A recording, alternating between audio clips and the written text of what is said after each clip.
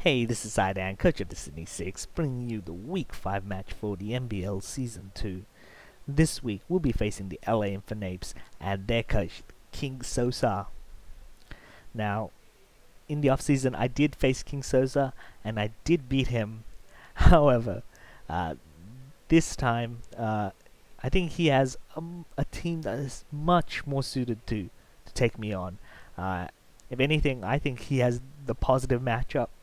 I am going to struggle against his team, but hopefully I can continue this win streak going on in this season, and hopefully I can still continue this win streak against the man himself. But before we get into the match, let's check out his team and what I brought. So on the right, you can see King Sosa's team, and what a team that is. In terms of offensive pressure, it's got Dragapult, Rotom Heat, Roserade, Silvally, Pangoro. These Pokemons are nearly impossible to switch into, and he doesn't even need to bring all of them.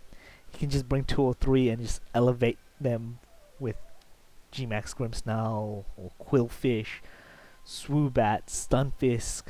If he needs a backbone, he can use Mudsdale, and with Rotom Heat and Roserade also being pretty defensive, his team is going to be not only hard to break, but just going to fire super offensive attacks, and to the point that I don't think I have a defensive Pokemon that can deal with his team at all. So, with no defense, there was only one option to go, and I think going hyper offense is the way.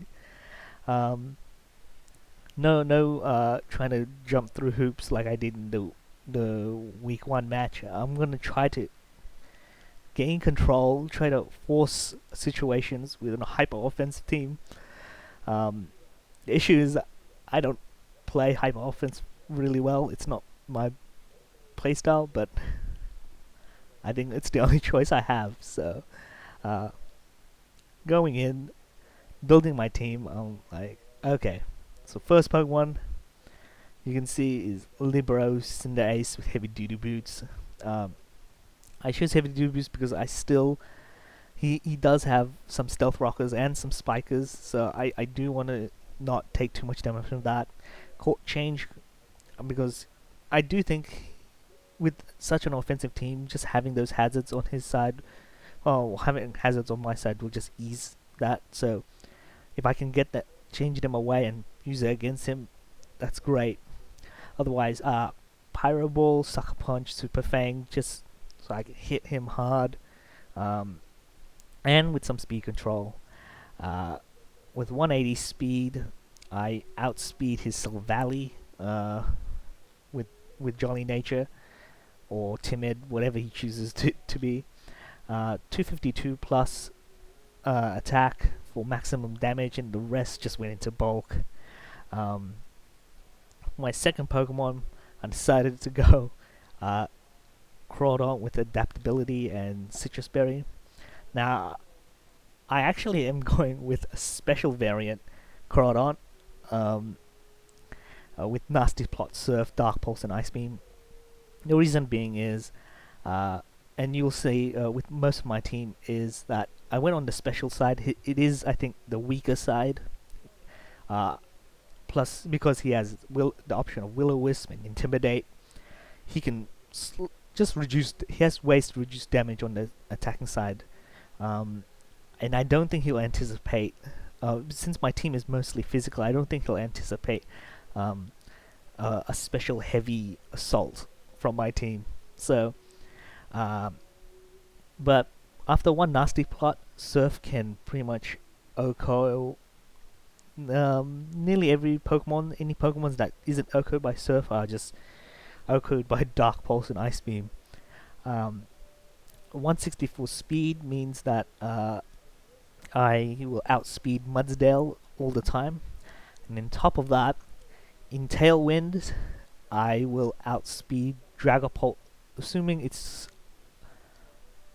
that it's trying to speed creep my Cinderace. So, 252 special attack Modest Nature for maximum damage, and the rest into bulk. Pretty simple. And also Citrus Berry, just I think because with Nasty Plot, I don't need the additional damage that an item can provide, and because I'm slower, I'm always gonna get hit first. That burst of HP will I think benefit in Kron's survivability. For my third Pokemon, it's Flygon with Choice Scarf, with Draco Meteor, Scorching Sand, Boom Burst, and Tailwind. This is again just for maximum Draco Meteor for maximum damage.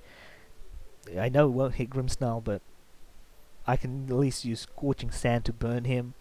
Boom Burst is there just in case he goes for maybe a substitute Rotom Heat or something, or a substitute option basically. And Tailwind is just there. I imagine with Flygon I can go for like a last ditch Tailwind, like switch him in Tailwind as a last ditch effort to support my next Pokemon.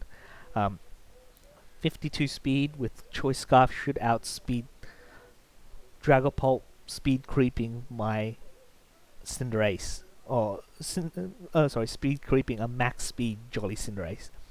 252 plus special attack for maximum damage, and again the rest just went to bulk. Pretty simple EV spread. Well, fourth Pokemon, sorry, is gonna be sort of like a suicide lead Golurk with Focus Sash and No Guard. So Stealth Rock, Poltergeist, and Dynamic Punch, so I can just hit something when in case I get taunted. He does have 4 taunt users, so I have to be careful of that. And Curse is there so I can hopefully kill off my Golurk whilst maybe forcing a switch, or even just chipping down a Pokemon of his.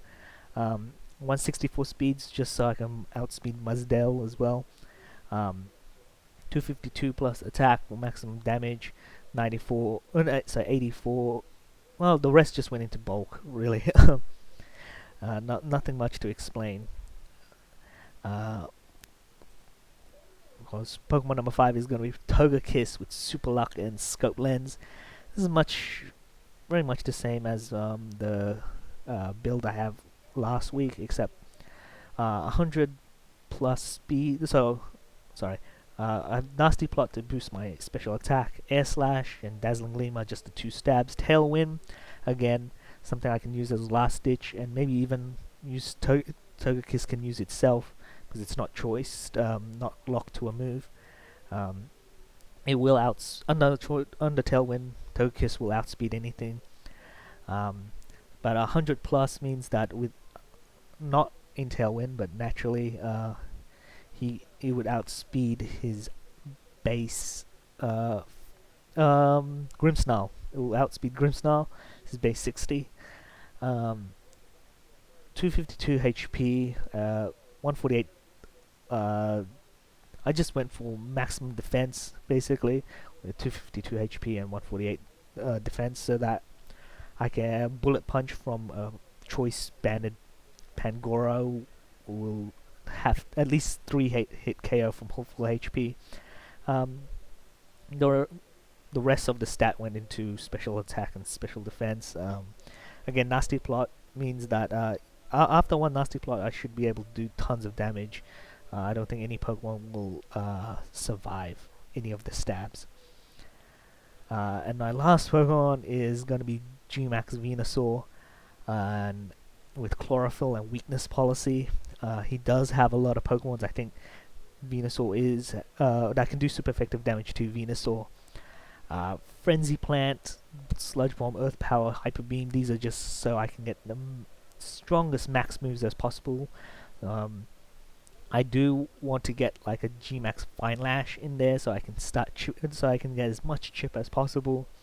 188 speed should outspeed Grimmsnarl. 252 with Modest Natures for maximum damage, and the rest went into bulk. So does not a lot. They're pretty simple spreads coming from my team. I am going for full offense here, so hopefully this is going to pay off, and hopefully I can pull off this hyper offense the best I can. But why don't we just check out the match now?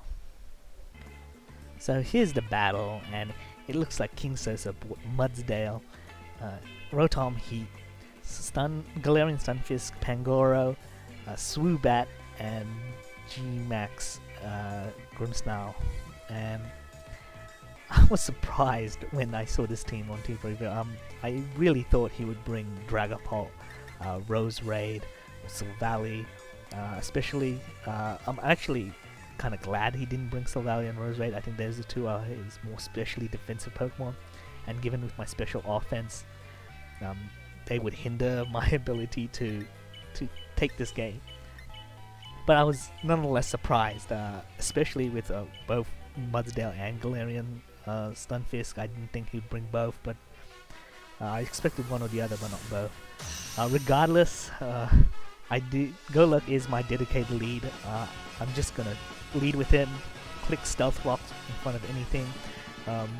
Maybe except Swoobat, I would probably choose Poltergeist because I don't want to risk being tricked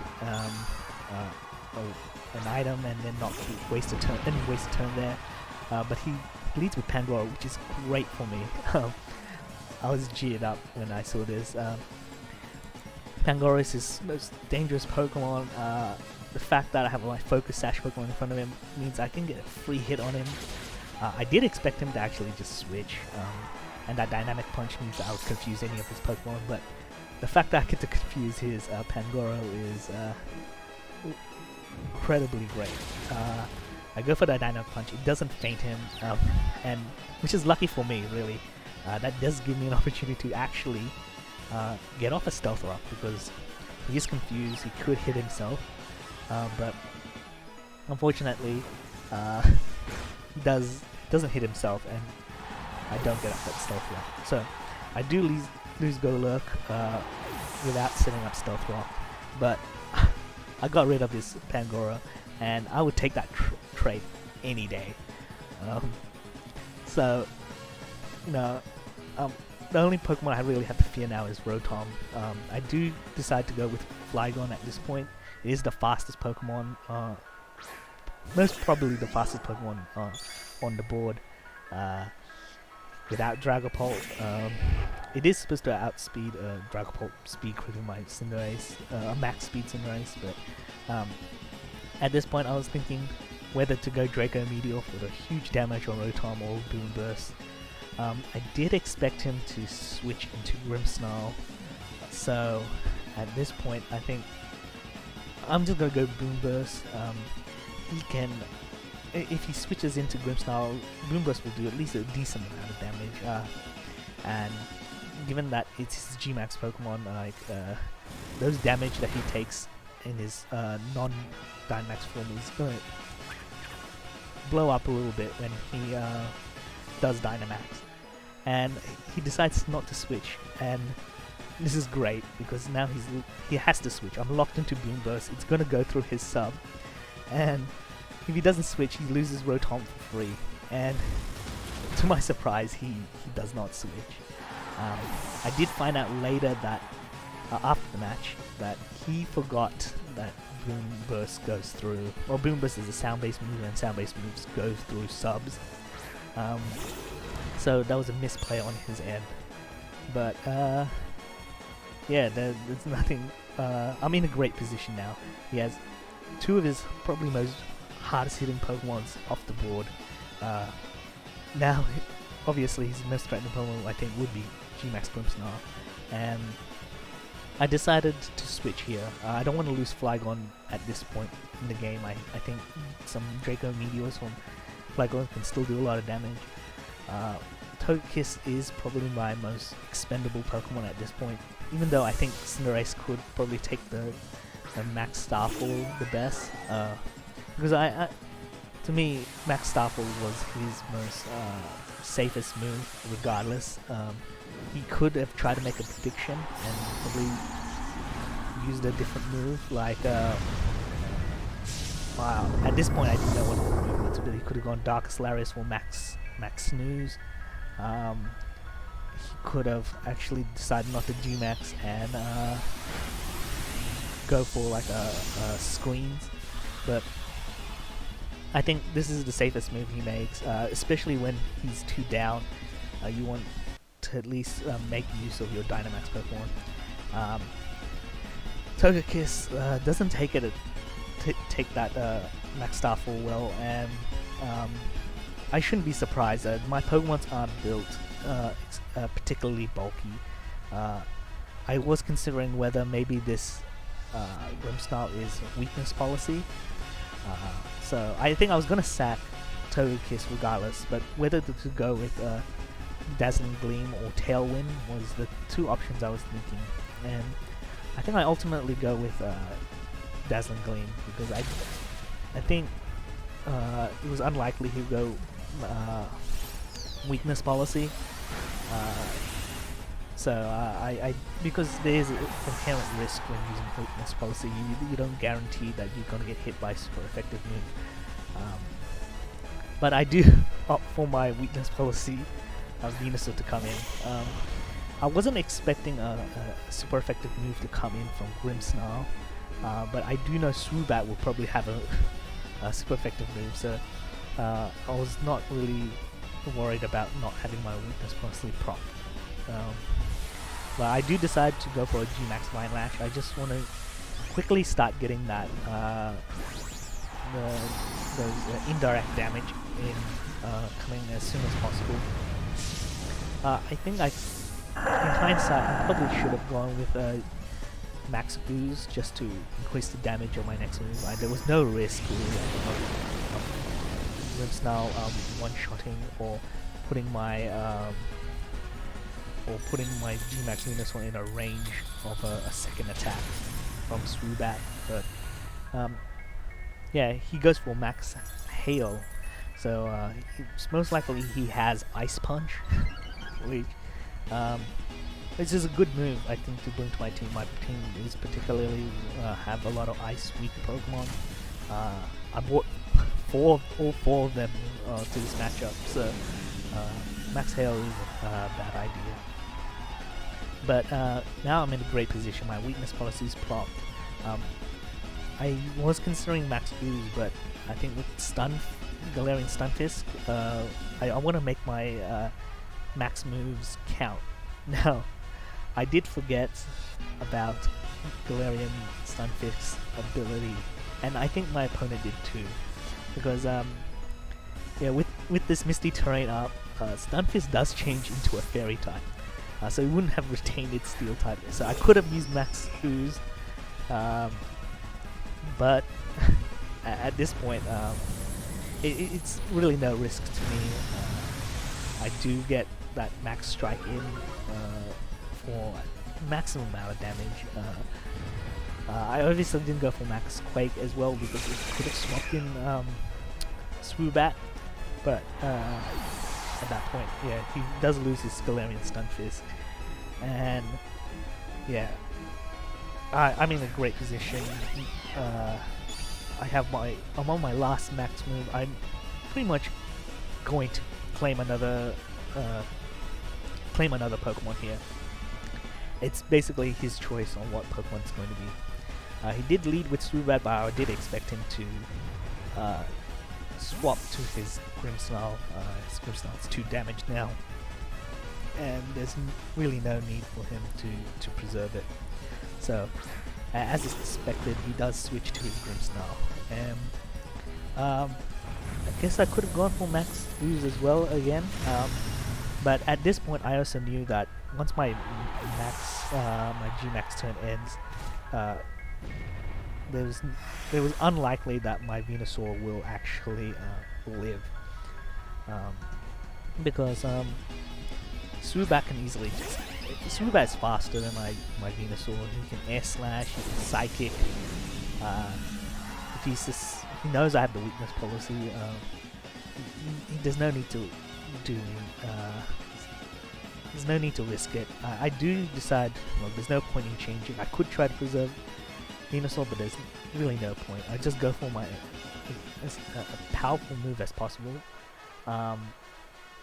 and just hope for the best. If he goes for Air Slash, he could miss, maybe, but he does go for Psy Shock, which is probably the most powerful move you can use against Venusaur. Targeting Venusaur's lower defense. But yeah, now that chip damage is going on Swoobat, and ultimately I think maybe that this chip damage isn't really adding too much. But I do go for Flygon again. He is faster than Swoobat, and I decided just use Draco Meteor. If he switches to Mudsdale, at least I'll hit it hard. And I knew Draco Meteor would fake his Swoobat. There's no reason not to go for it. So now I'm in a solid position. I am a little bit, well, I'm in a solid position, but at the same time I'm pretty much in a position where I can't hurt Mudsdale, or at least I can't do meaningful damage to Mudsdale. I do decide to stay in because I do want to figure out if he has gone for, well, I just want to figure out his Mudsdale set. I do suspect Stamina, but I think it was lucky for me that I did go for a special variant of Crawdon and Flygon. If he was like a Chesto Berry Rest set, I think he could rack up enough defense boost that my Crawdon would be able to OHKO Mudsdale, and he could just close combat Mudsdale. No, he could just close combat Crawdon, and I'd lose the only Pokemon that could attack him. Now, lucky for me, he did reveal his Bulldoze, because I think after I figured out what his set was, I was gonna switch straight into Crawdon. But now I can't switch into Crawdon safely, because if he uses Bulldoze, then his Mudsdale becomes faster than Crawdon, and then he can just simply close combat, and I'd lose my Crawdon there, and lose potentially the only Pokemon that could outright beat his Mudsdale. So at this point, I like I said, I can't switch into Crawdon. Flygon's not doing any damage, so I pretty much will have to swap into Cinderace. I did consider whether I could survive close combat, but I ultimately decided there's no point risking it, and I go for the Cinderace. Now, I did think maybe Cinderace would survive Bulldoze. I didn't calculate, but I did get critical hits, so yeah, it faints, and now I'm in the perfect position. My Crawdon is EV to be faster than Mudsdale. I am a special variant. He isn't an Assault Vest, so the Surf should OHKO him, even if for some reason he does survive the Surf. I think even if he close combats, then my Flygon should be able to claim the match. And yeah, Surf does what I expected to do. It fainted Mudsdale, and really that was a pretty quick match, but I think that's what you expect from a hyper offense team. I was either going to win really quickly or lose really quickly, and it did go into my favor. I think it was unlucky for him to lose out his two strongest hitters very early on in the match. Obviously, obviously you can't predict what I was gonna bring and the items, but I think if he played a little bit safer with his Rotom, Heat, and Pangoro, this would have been a totally different game. It could have easily gone his way. I did find out later in the match he was trying to go for kind of Trick Room end game, and that totally makes sense given that he brought his 4 slowest Pokemons with him, and his only Trick Room user. So, but nonetheless, that's the game, and I continue my winning streak. I do continue my streak against Sosa himself. So I'm pretty psyched about that.